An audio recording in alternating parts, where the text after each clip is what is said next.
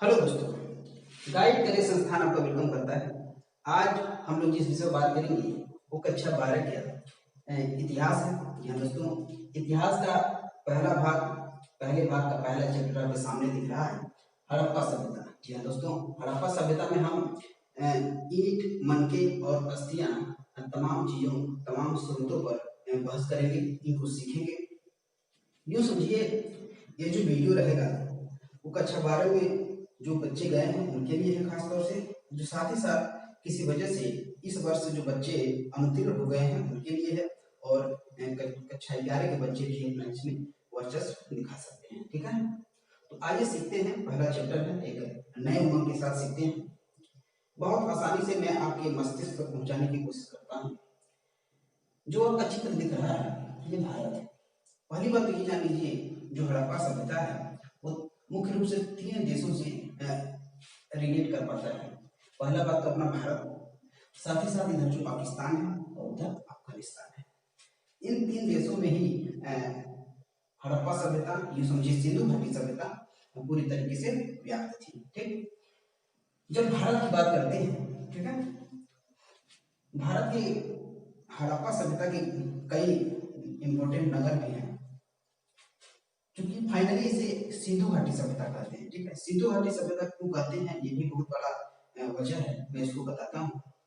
जैसे कि इधर आपका भारत है, अब बगल में चीन है, आप तो जानते ही होंगे।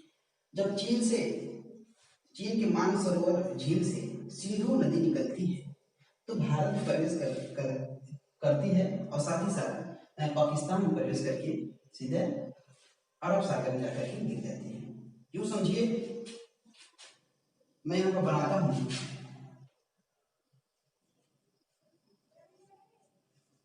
ये जो आपकी सिंधु नदी है ये चीन के मानसरोवर झील से निकलती है और किस तरीके से 4-5 भागों में, 6 भागों में बढ़ जाती है, देखिएगा।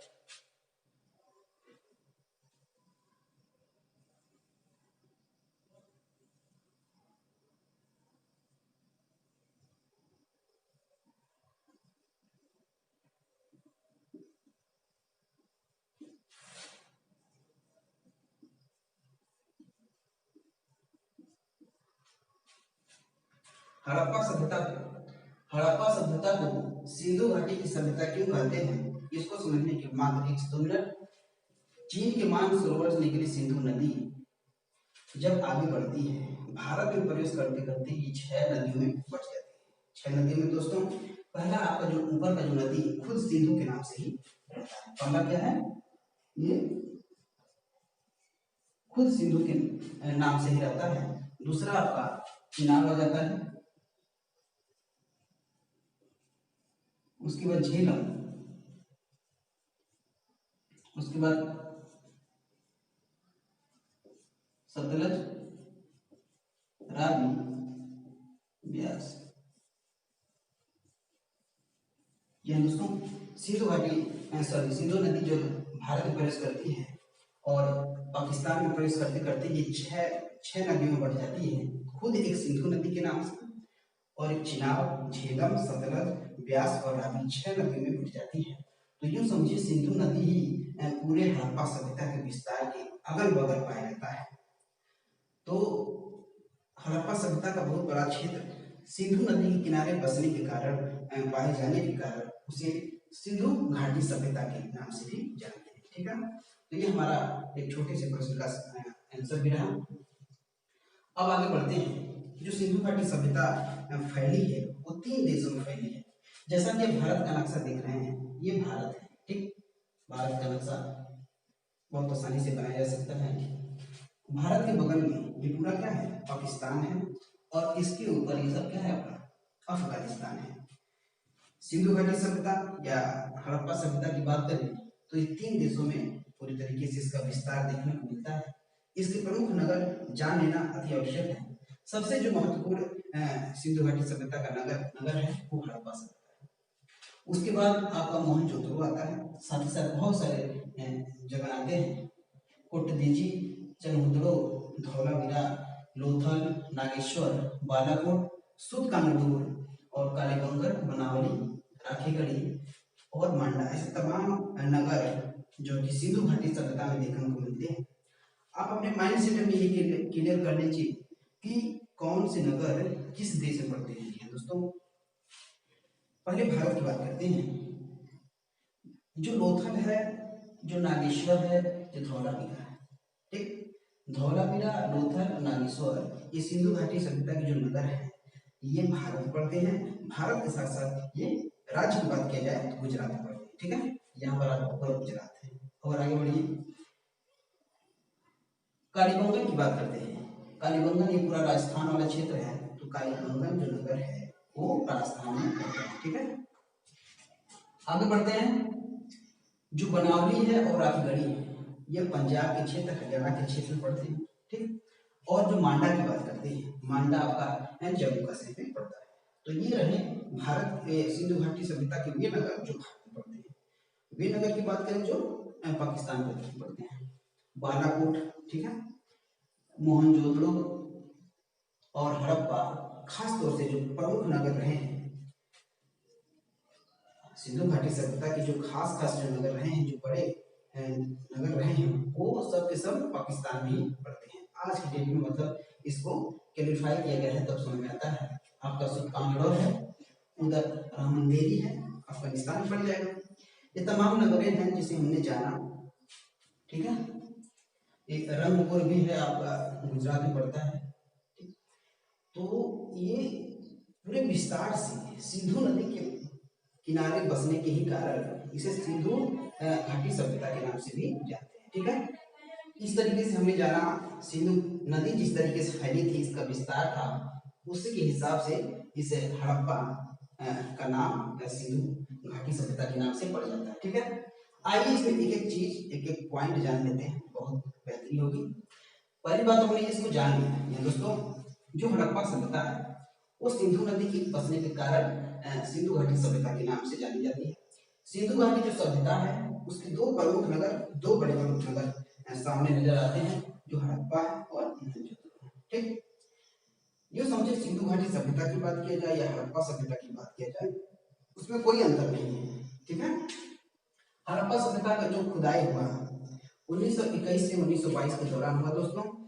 दयाराम साहनी और जॉन मार्शल और राखल दास बनर्जी ऐसे लोगों ने मिल करके सिंधु घाटी सभ्यता की खोज की, हड़प्पा सभ्यता की खोज की।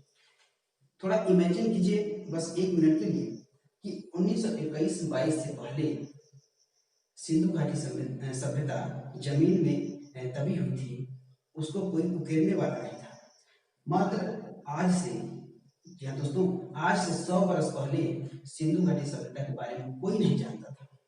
कोई नहीं जानता था यह सभ्यता कैसी है, इसकी नगर व्यवस्था कैसे है, यहाँ कृषि कैसे होती है, पशुपालन कैसा है, यहाँ नगरीय व्यवस्था है कि शहरी, तमाम चीजें इसके बारे में कोई जानकारी नहीं थी, मात्र आज से 100 वर्ष पहले, ठीक है ना। तो 1921 में इसकी खुदाई होती है, तब जाकर के इसके बहुत सारे साक्ष्य मिलते हैं। साक्ष्य मिलने के बाद इस सिंधु घाटी सभ्यता के बारे में लोग विस्तार से बताते हैं।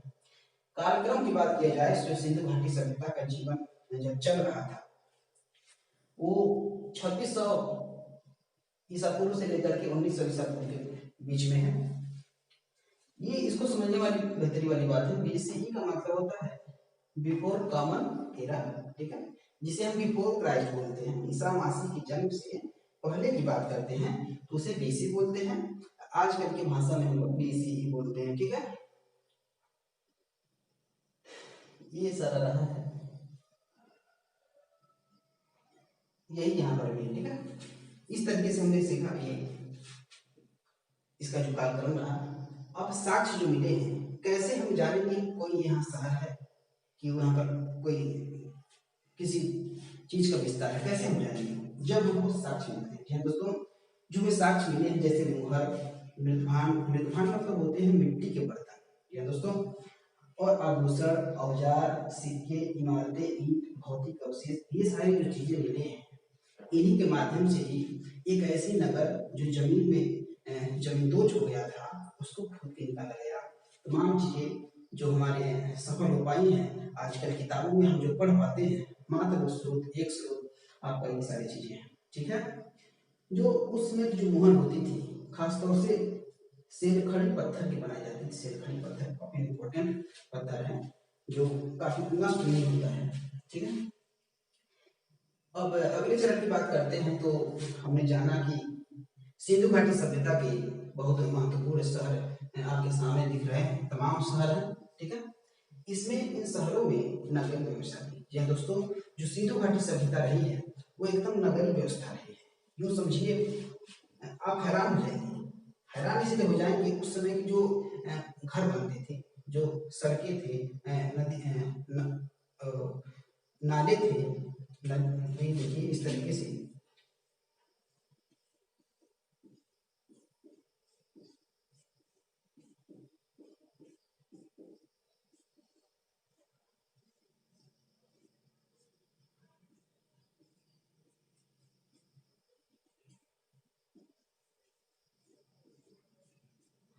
ये समझिए, आप ऊपर से घरों को देख रहे हैं। ठीक, आप घरों से देख रहे हैं तो ये जो रोड है किनारे किनारे इसके एकदम नली गया है, नाली, और साथ ही साथ देख रहे हैं कि ये संकोल पकड़ रहा है। सब के सब क्या हो रहे हैं, संकोल पकड़ रहे हैं। जी हाँ दोस्तों, 90 डिग्री हम बोलते हैं मैथ के भाषा में, सब संकोल पकड़ रहे हैं। मतलब जो सिंधु घाटी सभ्यता की बात करें, इस समन्वय इस तरीके से था कि जो सड़कें थी एकदम संपूर्ण प्रकार की थी, साथ ही साथ जो नाली थी, नालियों की व्यवस्था जो थी, नालियां निकालने के लिए एक मतलब घर का एक हिस्सा, मतलब इसकी सड़क से सटा होना चाहिए था, बगल में नाली थी, और नालियों गली जो थी, गली वाली जो थी, जो पतली सड़कें थी उसमें पतली नालियां थी। उसके जो जो ही सड़कें चौड़ी हो जाती थी तो नालियों की चौड़ाई भी बढ़ जाती थी, और एक बड़े नाले में जाकर के छोटी छोटी नालियां मिल जाती थी। ठीक है, इस तरीके से था। और खास बात ये, उस समय भी जो नालियां थी सब ढकी हुई होती थी। जी हाँ दोस्तों, सारी नालियां ढकी हुई थी। और जो भी घर का निर्माण था, ये सारे जो घर थे, ये जो घर बने हुए थे, आप ध्यान रखिएगा, आप ऊपर से देख रहे हैं, ये सारे जो घर थे सिंधु घाटी सभ्यता के, वो क्या थे, सब पक्की ईंटों से बने थे। जी हाँ दोस्तों,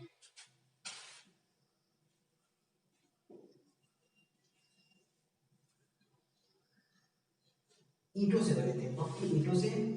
तो इससे ये पता चलता है यहाँ की जो सभ्यता थी, जो नगर विस्तार था, वो डेवलप था, वो नगरीय था।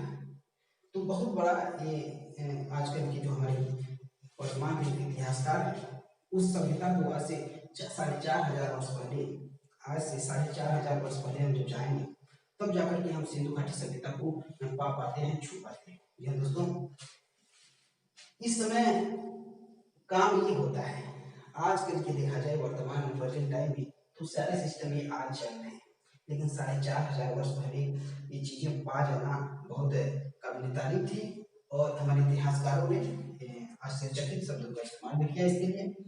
तो इस तरीके से हमने देखा, छोटी गली जाकर के एक बड़ी गली में बदल जाता है, वही बड़ी गली एक बड़े रोड में, और एक बहुत बड़ा रोड बन जाता है। ठीक उसी प्रकार से छोटे छोटे जो नाले थे, एक बड़े नाले में मिल करके पानी बाहर जाकर के गिर जाता था। ठीक है, इस तरीके से बहुत सारी चीज थी। तो इन सारी चीजों को देखते हुए जो घरें थी, वो एक बेहतरीन ईंटों का इस्तेमाल होता था, और खासतौर से लंबाई चौड़ाई, ईंटों का भी लंबाई चौड़ाई होता था, उन ईंटों का भी एक निश्चित लंबाई चौड़ाई होने की वजह से जो घर का ढांचा बनता था वो निश्चित और सुलभ होता था।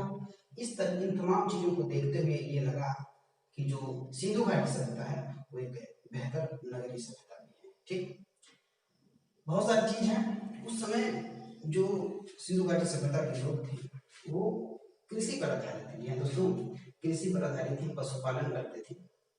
तो वहां से जो प्राप्त साक्ष्य मिले हैं वो गेहूं, जौ, दाल, चना, तिल और धान की भूसी के जो साक्ष्य मिले हैं, इससे यही पता चल रहा था कि जो हड़प्पा सभ्यता के लोग हैं वो एक बेहतर किसान थे, वो कृषि थे। उनका प्रथम प्राथमिक जो आर्थिक क्षेत्र की बात किया जाए तो वो कृषि ही था। उसके बाद दूसरा नंबर पशुपालन आता है।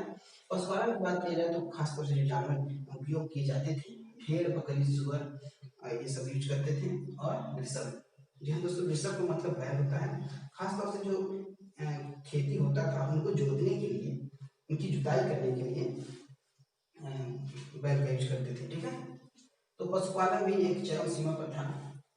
इस तरीके से देखा जाए पूरा सिंधु घाटी सभ्यता एक मतलब सुनहरी सभ्यता कह सकते हैं, नगरीय सभ्यता तो है ही है। हड़प्पा बस्ती के दो भाग खास तौर से मिलते थे, किले होते थे और दुर्ग मतलब किला और निचला शहर। जो हड़प्पा सभ्यता था उसका सेटिंग इस तरीके से था कि हड़प्पा सभ्यता के चारों तरफ किले का निर्माण किया गया था। बहुत ज्यादा नहीं लेकिन किले वहां पर किले के साक्ष्य मिले हैं। और जब खुदाई के दौरान खोजा गया तो समझिए शहर मतलब खुदाई की थोड़ी सी शुरुआत एक जगह किया गया तो समझिए पूरा एकदम किस तरीके से अंदर ही जमीन के अंदर किस तरह से शहरों का जाल बिछा था। ये सारी चीजें देख करके आश्चर्यचकित जैसे शब्द यहाँ पर भी निकलते हैं। ठीक है, मैंने बताया जिस तरीके से सड़क नदी नाले ये सब रहे हैं, बहुत अच्छी व्यवस्था रही है। जो हड़प्पा से बता रहा है वहाँ पर एक अन्नागार भी होते थे, लोग सामूहिक रूप से अन्न को जमा करते थे, जैसे हम लोग आज गोदाम कहते हैं। जी दोस्तों, अन्नागार का मतलब समझिए गोदाम है, बहुत बड़ी 15 मीटर लंबाई होता था, ऊंचाई चौड़ाई समझ लीजिए 45 मीटर 45 मीटर लंबाई होता था और चौड़ाई मान लीजिए 15 मीटर होता था। इस तरीके से अन्नागार का और 15 ऐसे भी छोटे छोटे अन्नागार बने। ठीक है, और विशाल स्नानागार की बात करते हैं। विशाल स्नानागार का मतलब होती एक मुख्य रूप से जो धार्मिक त्योहार होते थे वो होंगे उस मौके पर ये लोग सामूहिक स्नान करते थे।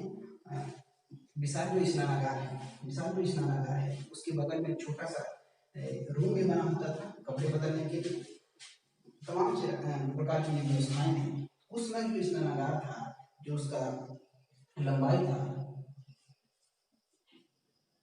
12 मीटर लंबाई था, 7 मीटर चौड़ाई था और 3 मीटर के आसपास उसकी गहराई थी। इस तरीके से यदि देखा जाए तो वहाँ पर विशाल स्नानागार था। जो अन्नागार की बात की जाए, विशाल स्नानागार की बात की जाए, ये दोनों चीज कहाँ मिली थी? मोहनजोदड़ो में मिले थे। मोहन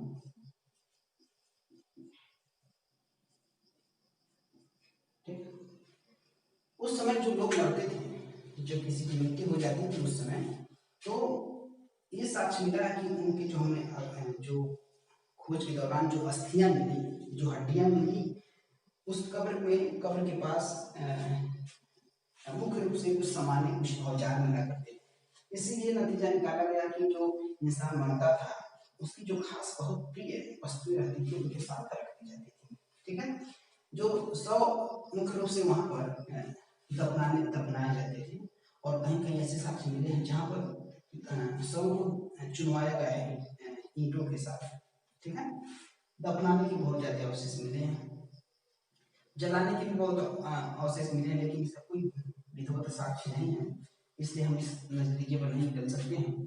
सिंधु घाटी सभ्यता के बहुत सारे ऐसे पॉइंट्स हैं जिस पर हमारे इतिहासकार चुप्पी साधे हुए हैं, क्योंकि साक्ष्य ही है, साक्षी वो साधन है जिसकी वजह से सिंधु घाटी सभ्यता को उकेरा जा सकता है। ठीक है, ये बहुत सारी चीजें रही हैं। आप मैं चाहता हूँ आप इसको बेहतर तरीके से पढ़िए। एक अगले वीडियो में यहाँ के जो कुछ बच गए हैं शेष चीजें और साथ ही साथ कुछ इम्पोर्टेंट प्रश्न हैं दोस्तों, जो पूछे गए प्रश्न हैं उनको लेते हैं और उनसे आप के साथ बहस करते हैं।